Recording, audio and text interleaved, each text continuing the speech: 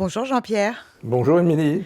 Alors j'ai envie de vous présenter Jean-Pierre comme un serial entrepreneur. Vous avez une longue carrière dans le secteur bancaire et financier puisque vous avez occupé pendant 20 ans des postes de direction au sein de plusieurs institutions bancaires, notamment HSBC et la Banque Populaire. Puis vous avez cofondé Oaklins France en 2004, qui est une banque d'affaires indépendante spécialisée dans les fusions-acquisitions en mid-market. Vous êtes également l'auteur du livre Itinéraire d'un amoureux de la vie, publié en 2018, dans lequel vous partagez votre parcours personnel et spirituel, et notamment votre capacité à transcender un handicap que vous avez donné naissance en une force de vie joyeuse et communicative. Et pendant toutes ces années, vous vous êtes également engagé envers les peuples autochtones, ce qui vous a conduit notamment à co-créer le média Native, dont vous êtes aujourd'hui directeur de publication. Alors Jean-Pierre, qu'est-ce que ce média Native ? Qu'est-ce que ce média Native? Donc j'ai une longue histoire avec les peuples autochtones, puisque je les accompagne depuis 2 à 3 décennies. Et donc l'idée a émergé, l'intuition, je dirais, a émergé en 2017 de créer un média dédié à ces peuples. Parce qu'on en parle très souvent. Il y a cette magnifique émission que tout le monde connaît, Rendez-vous en terre inconnue, etc. Mais il n'y avait pas de média en support papier qui existait. Et on voulait créer un média papier, un média web, vraiment dédié à ces peuples, à leurs problématiques, à leur sagesse, à leur spiritualité, à leurs conditions de vie qui sont souvent extrêmement difficiles. Et donc j'ai réuni une équipe d'amis passionnés comme moi, qui sont des gens que j'ai rencontrés dans ces chemins en fait, et puis quelques amis qui sont actionnaires du média, et puis on a démarré l'aventure. Ça n'a pas été simple au départ, puisqu'on a démarré ça, on devait faire des conférences, je me rappelle à toute ma vie, un 17 mars 2020. Il est arrivé quelque chose le 16 mars, je pense que tout le monde s'en rappelle. Et donc on a démarré ça de façon assez difficile.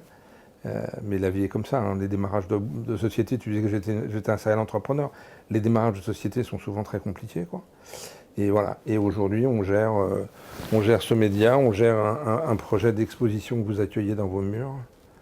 Qui est l'exposition Hommage. Qui est l'exposition Hommage avec Franck Desplanques de Rendez-vous Inconnu, que j'ai rencontré bien avant tout ça, puisque Rendez-vous a fait une émission en 2018 chez un des peuples dont je me suis occupé, que j'ai accompagné, mais que j'ai accompagné pendant 20 ans, les Kodis en Colombie, avec Thomas Pesquet, le spationaute. Et en fait, Franck a eu la magnifique idée de nous proposer de lancer un appel à dons pendant l'émission de Rendez-vous, qui a été un grand moment pour l'association, parce que ça a eu un apport financier extrêmement fort, et puis une visibilité sur ce peuple extrêmement forte aussi, puisque les Indiens Kodis en Colombie, souvent les peuples autochtones vivent dans des régions qui sont reculées, ils n'aiment pas forcément être à notre contact, donc pouvoir présenter ces peuples-là dans ces conditions-là, dans une émission grand public, c'est très intéressant. Alors cette complicité avec Franck Desplanques, je le dis pour ceux qui nous regardent aujourd'hui, Franck Desplanques, il est photographe, c'est également le rédacteur en chef de l'émission donc Rendez-vous en terre inconnue. Et il a souhaité faire une exposition, mettre en lumière ces peuples autochtones. Il y a 7 communautés. Vous avez, il me semble, Jean-Pierre, consacré un magazine spécial à cette exposition Hommage. On le découvre sur votre gauche. Alors déjà, on a une magnifique couverture. Est-ce que vous connaissez le nom de cette personne sur la couverture de cette magnifique... Je la connais, mais je ne peux pas vous la donner comme ça. Je n'ai pas le nom en tête, là. Mais je pense qu'il y a son nom dans le magazine. Ah, donc c'est l'occasion. En cherchant, on va le trouver. C'est l'occasion de découvrir. Achetez-le et vous le trouverez. Alors, qu'est-ce qui vous a motivé à collaborer avec Franck Desplanques pour une exposition photo, qui est d'ailleurs au Quai de la Photo depuis mi-janvier et qui se tiendra jusqu'au 28 février, et de nous proposer à Cyrus de monter cette expo photo dans nos murs? Mais Franck, c'est une des premières personnes à qui j'ai parlé quand j'ai eu ce projet de créer Native. Donc j'ai réalisé, avec mes petits moyens, un PowerPoint de faire 7 ou 8 pages que j'envoyais à une petite dizaine d'amis, que j'envoyais à des personnalités pour qu'ils deviennent parrains de Native, donc Yann Arthus Bertrand, Véronique Jeannot, Pierre Rabhi et d'autres. Et j'ai toujours été très surpris que les gens me disent oui sur un simple PowerPoint, parce qu'on n'avait rien, on n'avait pas même un numéro zéro. Il y avait même pas, l'équipe était à peine constituée, etc. Et Franck m'a donné un certain nombre de conseils quand on a lancé Native. Je me rappelle toujours, j'étais chez lui, je dînais chez lui, pas très loin d'ici. Il me dit, qu'est-ce que tu as besoin? J'ai dit, j'ai besoin de fonds, etc. et de rédacteurs, mais sur les rédacteurs, j'ai à peu près un réseau correct. Par contre, sur le plan photographique, je ne connais pas grand monde. Et donc, il nous a proposé de nous donner des photos. Donc, il a une banque de photos gigantesque, hein, puisqu'il a visité 40 ou 45 peuples sur la planète. Et il m'a proposé de me présenter des photographes.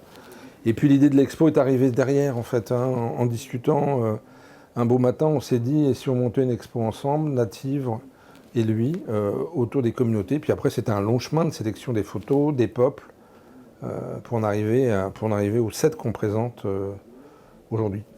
Alors merci Jean-Pierre. Qu'est-ce que vous ressentez ou qu'est-ce que vous apportent ces peuples-là? J'essaie de faire court, mais c'est pas simple de faire court. En fait, moi, ce qui me sidère chez eux, c'est qu'ils vivent dans des conditions de vie qui n'ont rien à voir avec les nôtres. Hein. Ils sont dans des conditions d'inconfort, de dureté, ils sont dans la nature, ils ont aucun de nos moyens de vie. Moi, ce qui m'a frappé chez eux, c'est la joie qu'ils ont. C'est-à-dire que quand je suis ici et que je vois... tout à l'heure, vous parliez de mon handicap physique, donc j'ai fréquenté beaucoup de monde de handicap. Souvent, je me suis fait la réflexion de me dire, c'est quand même marrant, les handicapés sont plus joyeux que les valides. Ça m'a toujours frappé, ça.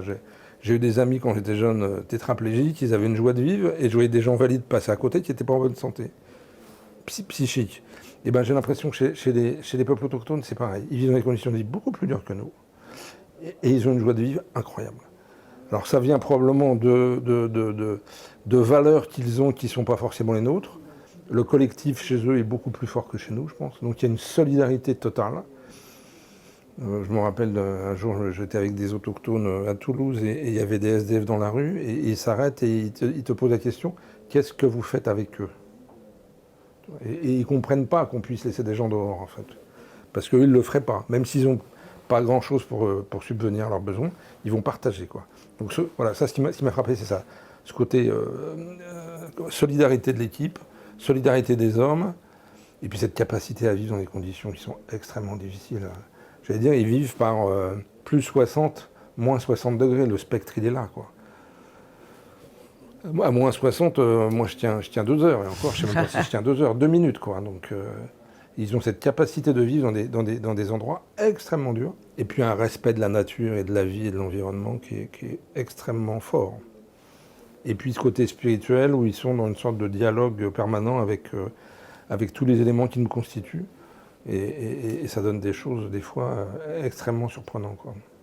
Merci beaucoup Jean-Pierre pour ce partage. À nous de faire rayonner désormais ces peuples, à préserver, en tout cas aider ces peuples à les préserver, à les transmettre, parce que ces cultures ancestrales, ces savoir-faire traditionnels, c'est un vrai enjeu aussi. Aujourd'hui, on est confronté à des enjeux climatiques, des impacts sociaux.